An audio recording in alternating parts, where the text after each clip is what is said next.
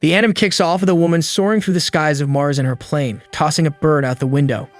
On the surface, numerous robotized men toil tirelessly, revealing that the planet is already highly technologically advanced. Somewhere remote, a man shuffles his cards until another arrives inquiring about Malik. The card player then explains that Malik caught the flu and is bedridden, and it seems the flu really got to him. As night falls on Mars, virtual billboards scattered throughout the city announce that Sarah Fitzgerald will perform tonight at a club. During the performance, Sarah mesmerizes the audience with her beauty and voice, singing a ballad to a slow and futuristic beat. Towards the end of the show, a girl munches on a chocolate bar while waiting for the night's star in the dressing room, and as soon as the show ends, Sarah Fitzgerald asks Rouge to unzip her dress. Meanwhile, the card player faces a massive load of mysterious product, and those same men question him again about Malik, as he had claimed that the man was down with the flu but was found dead in a corner of the warehouse. Cruelly, the card player mocks the situation, pretending that the flu took the guy's life, but the men are not willing to tolerate jokes. They point their guns at the eccentric individual and ask who he is. He bursts into laughter, pulling out his deck of cards and revealing the Joker. Meanwhile, Rouge is taking care of Sarah Fitzgerald's belongings, and as a man knocks her to the ground, Sarah apologizes and informs that the girl is still a rookie. She helps her up, advising her to pay more attention. Across the hall, two men comment that Sarah is up to her old habits again, wondering if it's okay to welcome any girl like that. Rouge is searching for some shiny stones on the ground, and a robot man finds them for her, returning the items. The girl thanks him for his kindness until another man orders Scarhead to clean up the place quickly. Afterwards, Sarah bids farewell to Rouge, stating they will meet again tomorrow. As the singer leaves, the bird from the opening scene lands on the young girl. Scarhead is struggling to find the nectar he needs to keep functioning until a friend offers hers, even though she'll stop working and be discarded if not used. Outside the locker room, two men are pleased with the robot's product, having ensured a good night. At that moment, Rouge arrives and observes Scarhead injecting the nectar into his friend.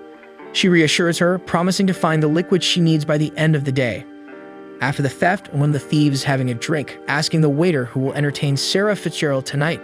When the waiter responds that it will be a big shot from Panacea, the bespectacled guy proposes a toast to Sarah, the star who puts food on Club Canal's table. Nearby, his accomplice Kevin is desperate for nectar, experiencing the drug's heavenly taste in his veins. However, Scarhead's friend sees this scene and discovers where her friend's nectar ended up. When the waiter says he won't intervene if Kevin gets into trouble with a meme, the burly man responds that all these robots have an Asimov code installed, meaning none of them can fight a human. However, the bespectacled man warns that memes are more dangerous as they are alien spies. The waiter leaves, uninterested in the old visitor's theory. Afterwards, Rouge is at home talking to the robotic bird she found, which has the voice of a human woman using the bird as a spying device.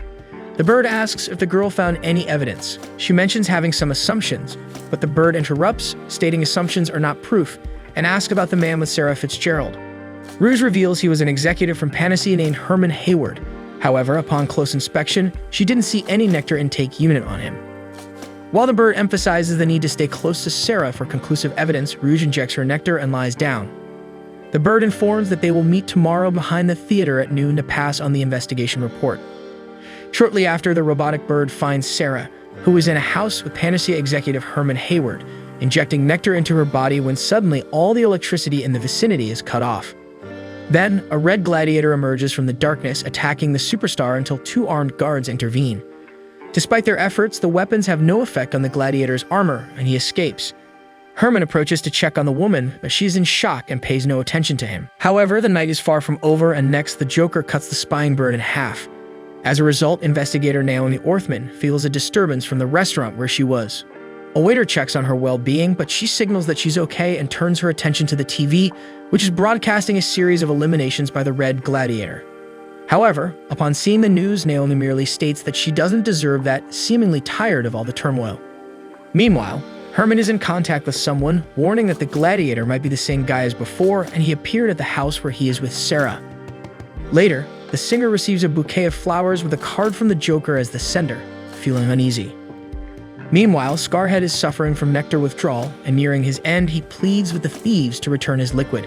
The men pretend it's not their concern, but in any case, there was no more time for Neen, and he ends up losing his life, discarded like trash. Witnessing this scene, Rouge seems affected by the event, but Naomi, on the other hand, couldn't care less, casually stating, "It's life, you know. What can you do?" Soon after, Rouge turns to the investigator and asks who she is, as they've never met before. Naomi mimics a bird to explain. With that, they head to a restaurant, and the two seem even stranger together, with Rouge playing the role of the shy innocent and Naomi being the outgoing crazy one. After eating like a construction worker, the investigator orders a portion of Chinese rice, a boiled pork, tofu, and another dish with an unpronounceable name. Finally, a Diet Coke to stick to her routine. As usual, Rouge sticks to chocolate only. Next, she asks the investigator where the little bird is and discovers that it's no longer around. Naomi questions Rouge about progress in the investigation, and looking around like a lunatic, she replies that she's almost certain Sarah is not Viola. Despite this, Naomi had seen the singer injecting nectar, so she asserts that Sarah is Mean, probably one of the 9 Immortals. Viola Keene herself, also known as Purgatory's Viola, and she is in the church, where the Joker pretends to be a priest listening to a confession. She makes it clear that she never wants to see his face again and hopes he keeps his promise. The card player assures her that he will fulfill his part, but unfortunately, he had some setbacks, like a red gladiator who stole all his nectar, probably that arch-enemy of the Altars who wiped out some of his former companions. Moreover, a member of the Altars, Sylvia, wants to keep Sarah close, believing that the singer is not fulfilling her role in the negotiation. In response, Sarah says she almost died gathering information for them, so the Joker says he understands and decided to protect Sarah, even if it means going against his institution. Speaking of protection, she asks if the woman has gotten close to anyone recently, and Sarah immediately thinks of Rouge. A few days ago, she found the young woman alone in the rain and decided to lend a hand. In the end, the card player reveals that the one who deals the cards first is the winner. Back at the restaurant, the hungry investigator asks if Rouge wants to eat anything else, but the Neen is content with just chocolate. At that moment, a Zeppelin passes through the sky with the same news about the gladiator committing deadly crimes in the streets, and seeing that red machine, Rouge goes crazy, asking how that is possible and who the imposter is. No one doesn't know, but has her suspicions. The TV reporter reveals that this gladiator looks a lot like the one seen in the murder of Dr. Roy Junghart, a researcher from an important laboratory. Next, Rouge finds Sarah hooded in the middle of the street, and the music star invites the Neen for a walk. They take a taxi to a bridge, and Sarah philosophizes about her existence, stating that she had to cross the bridge to leave her past self on the other side, hoping to become a new version of herself. But as she continues walking, Rouge slows down and comments alone that someone's self is an eternal mystery. That said, they find themselves in an old structure, and Purgatory's Viola reveals that it's a pity she has to end Rouge since she really liked her. The young one says Neens can't kill humans, but Viola responds that she's not just any Neen. Just like Rouge, after all, she's like Viola. In this exchange of words, the gladiator appears unexpectedly, grabs Rouge by the neck, and then throws her into a deep hole. Since it was so easy to destroy the Neen, he begins to question if he's been wrong all this time, thinking she was unique. Viola laments the appearance of that damn gladiator because she recognized that voice and forgot that he has the power to mimic others. In other words, he was the one who attacked Viola that day. Then the gladiator nullifies his disguise and shows his real face as the Joker, Jaron from the underworld. With this revelation, Viola asks what Jaron is doing there, and he mocks the situation, saying he just wanted to give Rouge a little push, since Viola surely wouldn't have the courage to deal with that girl alone. But she defends herself, saying she would be capable, but either way, Rouge wasn't the Red Gladiator, so it had nothing to do with the story. However, Jaron is certain that the girl is involved, since she even knew Sarah Fitzgerald's real name. Until the proof returns to the battlefield and Rouge comes back as a gladiator, attacking the Joker mercilessly, who seems like he won't withstand the pressure. Despite this, he maintains his sneering expression, downplaying Rouge's actions and highlighting that it's been fun trading blows.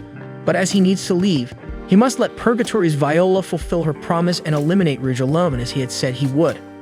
So he flies away from the brawl while Viola approaches and begins the transformation. However, before killing Rouge, he wants to know her name. Thus, the Neen reveals that her name is Metal Rouge. At that moment, her opponent displays her violet armor, claiming to be one of the 9 Immortals, Purgatory's Viola. Soon, the clash begins and Rouge takes an early lead. However, in no time, Viola lives up to her name and retaliates fiercely, seizing control of the duel with powerful abilities. Realizing she would kick the bucket if she stays in the line of those metallic gloves, Rouge leaps to evade the damage. Still, Naomi is closely watching the entire fight and urges her companion not to dodge. If she can withstand a few blows, the investigator can analyze the opponent. For this reason, Rouge exposes her body and takes several hits, as Viola is furious that the girl eliminated 2 of her comrades and is after the rest of the altars. While Rouge is getting pummeled like a punching bag, Naomi discovers that Viola uses ionic acceleration in parts of her arms. She figures out what to do to counter it. The force of the blows keeps increasing as Viola just wanted a peaceful life as a singer, and Rouge took that away from her. Resentful, Viola questions what's wrong with wanting this human life while continuing to beat her opponent. However, Naomi finally installs an update file that gives Rouge a perfect weapon to counter Viola's abilities. With a high-frequency blade, she deflects the enemy's attacks and manages to get close. Despite this, Viola regains control by unleashing 2 massive jets of fire on the young Neen, causing her structure to practically melt with the extremely high temperature. Nevertheless, Rouge manages to punch the ground using the concrete as a shield long enough to escape the flames and remove a device from Viola that disables her machinery. Back in human form, the rain falling on her body reminds Viola of the day she met Rouge. However, the girl turns away without listening and goes back to Naomi. The first thing her companion gives her is a chocolate bar as payment for services rendered. While eating the only food in her diet, Rouge asks where they're going now. Without specifying destination, Naomi says to just follow her. Next week, we'll have more of this anime as soon as the new episode is released, so go ahead and subscribe to the channel, and don't forget to hit the like button below to support this video. See you guys.